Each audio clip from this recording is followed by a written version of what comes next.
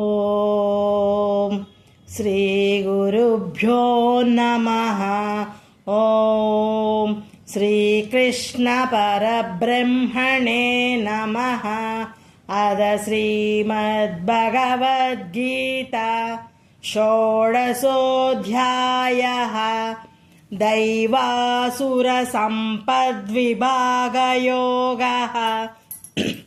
సంపద అనగా దైవ సంపద అనగా దైవీకములకు సద్గుణముల యొక్క సంపత్తి, దైవ సంబంధమైన గుణరాశి జీవుని భగవంతుని సమీపమునకు చేర్చునట్టి శీల సంపద.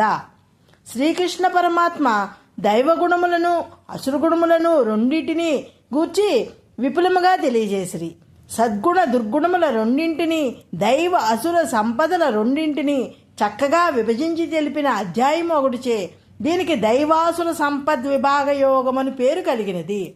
భగవత్ ప్రాప్తికి సద్గుణావలంబనము, దుర్గుణములను త్యజించవలెనను ముముక్షువునకు చక్కగా తెలిసి ఉండవలెను.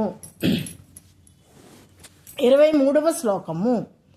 యః శాస్త్ర విధిం ఉత్సృజ్య వర్తతే కామకారతః న స సిద్ధిం అవాప్నోతి న సుఖం న పరాం గతిం.